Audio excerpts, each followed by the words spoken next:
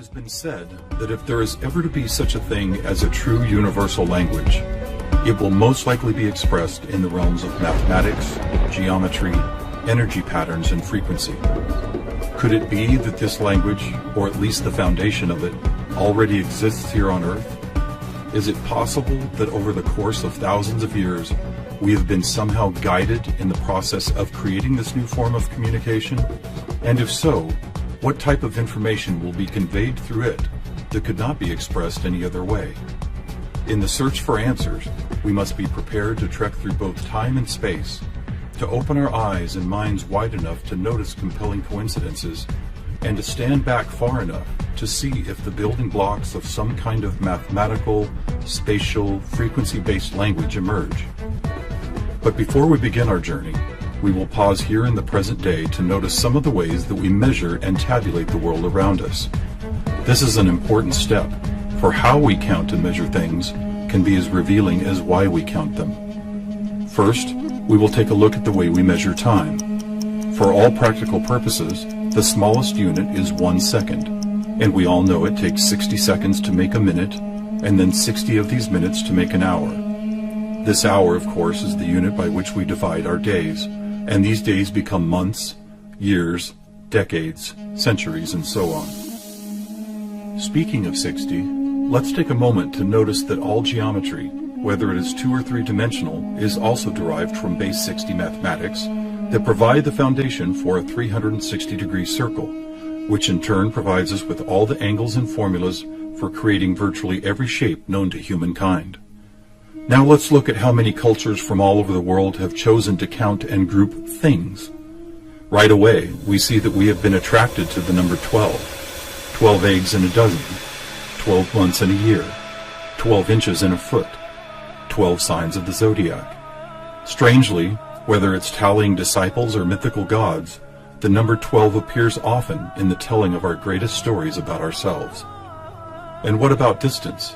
Your local town might be measured in meters or other units, but when we talk about measuring our planet, the standards we all use revert back to base 60 units of miles, minutes, or geometrical degrees.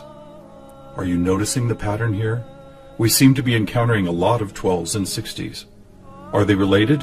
And if so, how? To answer that piece of the puzzle, we must travel roughly 5,000 years back in time to visit the ancient Sumerian culture of Mesopotamia, for here is where our 1260-based math comes from.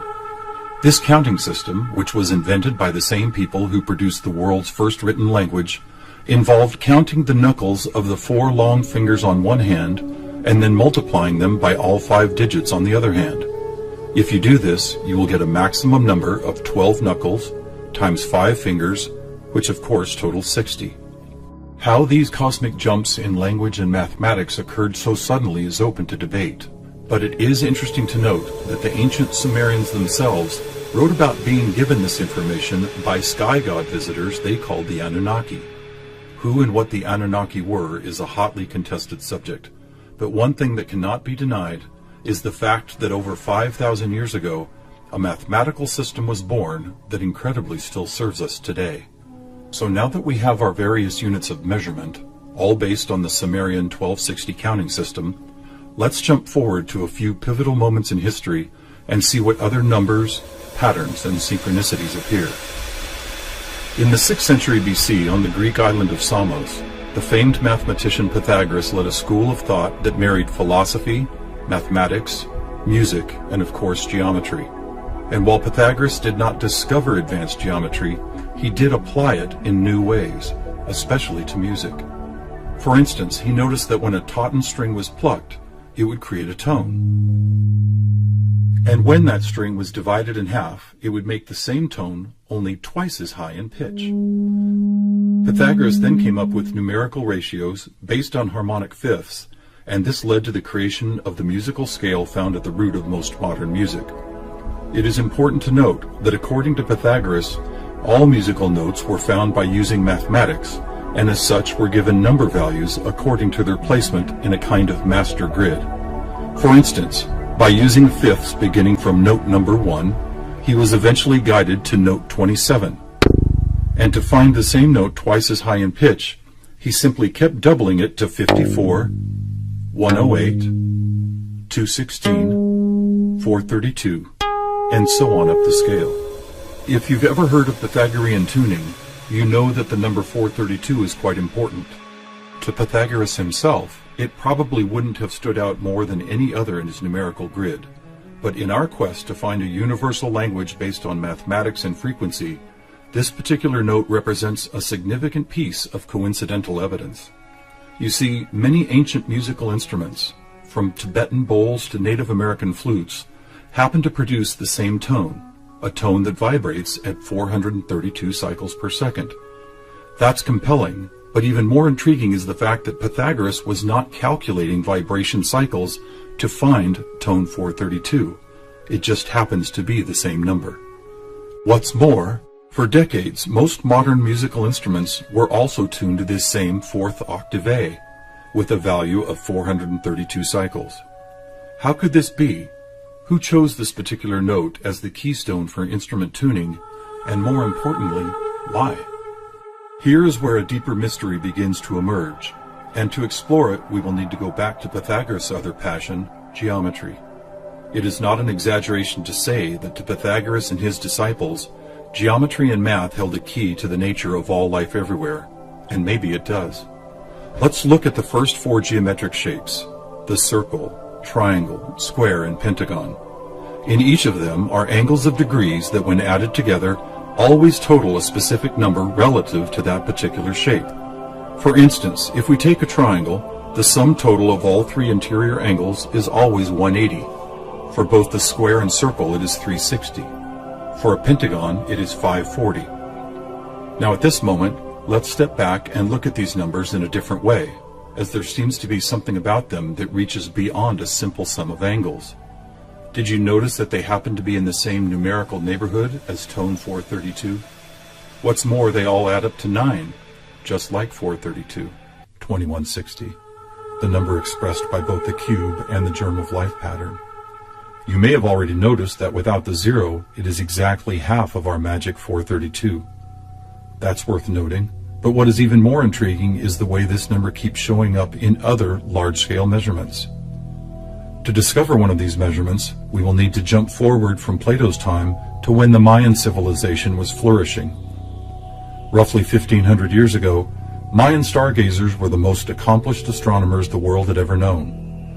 Their concept of cyclical time led to many incredible discoveries: the accurate length of a year, the exact dates of seasonal changes, even the moments when solar and lunar eclipses would occur. But their most amazing discovery was of something known as the precession of the equinox, which makes note of a very slow wobble of Earth's axis. Somehow aware of the fact that this wobble takes 25,920 years to complete, the Mayans called this cycle one great year, with each of its 12 great months requiring 2160 Earth years to complete. And what about this? Did you know that the diameter of our moon, when measured in miles, also happens to total? You guessed it, 2160. Lastly, watch what happens when we apply simple division to this highly synchronous number. 2160 divided by 2 is 1080, the angle sum of the octagon. By 3, 720, the total of the hexagon. By 4, 540, the pentagon. By 5, are you ready? It's the ketone of 432. And by 6, 360, the number of both the square and circle. All F sharps and C sharps, with our 432A thrown into the mix, as if it were some kind of clue to solving a cosmic riddle. Maybe we should look at this number even more closely. As we've stated, our closest celestial neighbor, the Moon, is 2160 miles across, and 216 is exactly half of 432. What about the other large object in our sky? Were you aware that our Sun is 864,000 miles across? Incredibly, where the Moon's base number sequence is half of 432, the Sun's number sequence is exactly twice 432. And do you know how many seconds there are in a day? 86,400, or 43,200 for the 12 hours of day, and 43,200 for the 12 hours of night. Or try this. Take the 360 degrees found in the circular shape of our Sun and Moon, and then multiply it by the 12 hours of either day or night. The answer, 4320. Or how about this?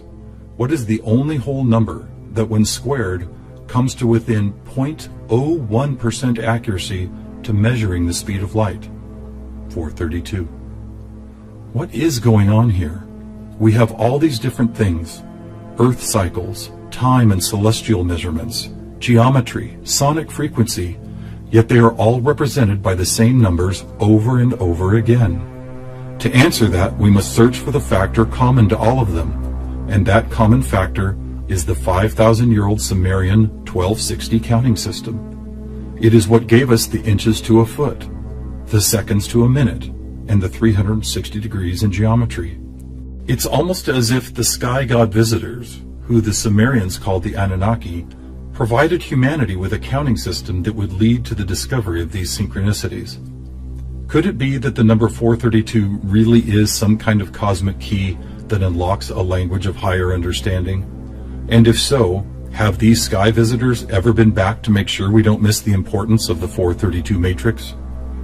One possible answer can be found in the story of a man named George Van Tassel, a respected aeronautical engineer who believed he was contacted by extraterrestrial beings in the early 1950s.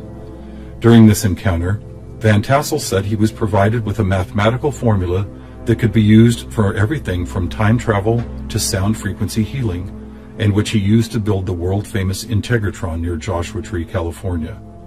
What is this formula? It is F equals 1 over T, or frequency equals one particular something divided by the number of time. Well, what if that one something was the biggest one on our planet, the one great year of 25,920 discovered by the Mayans? And what if the number for time was the most logical choice of 60? Suddenly, this mysterious equation is expressed as frequency equals 25,920 divided by 60. Are you ready for the answer? It's 432. Not only the frequency that instruments all of the world have been tuned to for thousands of years, but also the number that reveals the synchronistic nature of life on this planet. Noticing all these coincidences revealed by the 432 matrix and the Sumerian counting system, we must wonder if other ancient cultures were aware of them as well. Just scratching the surface, it would seem that they were. For example, let's take the Sumerian 12 and square it for a total of 144. Right off, we see that it is indeed a number and tone contained within our factor 9 grid.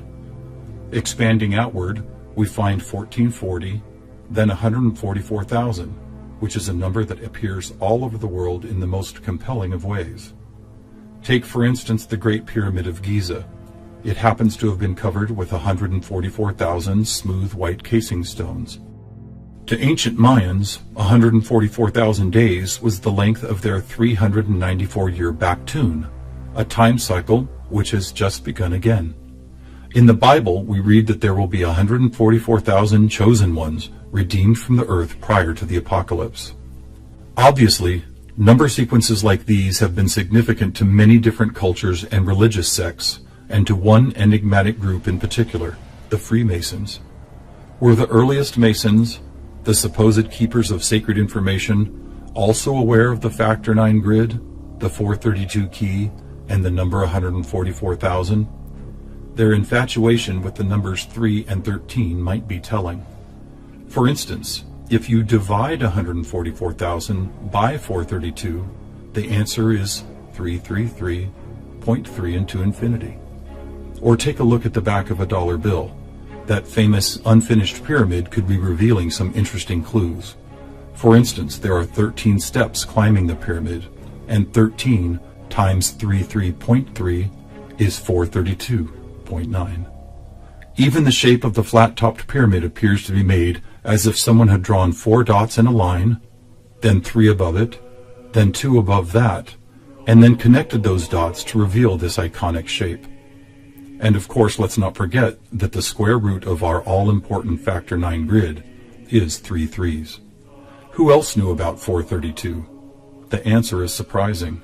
In India, large cycles of time are called Kali Yugas, and each one is 432,000 years long. In fact, the number 432 appears so often in sacred structures and myths from Stonehenge to the pyramids, that author Joseph Campbell could not help but see it as the most important mythological number in history. So what do we have here? What is it that's trying to be expressed by all of these coincidences? One answer is that over the course of history, we have been somehow guided toward both the subconscious creation and eventual conscious recognition of a grand pattern based on frequency, mathematics, time, space, and geometry. Quite possibly, these synchronistic numbers, shapes, and tones represent the building blocks of a language that we do not yet fully understand, but could turn out to be the most important language we will ever learn. How will we use it? Who will we be conversing with? Time will tell. Thousands of years ago, from locations all over the globe, various prophets, shamans, and seers described an era when humanity would make some kind of cosmic leap into a next level of consciousness. Here, at the dawning of the age of Aquarius and the start of a new Mayan Baktun cycle, maybe it's happening.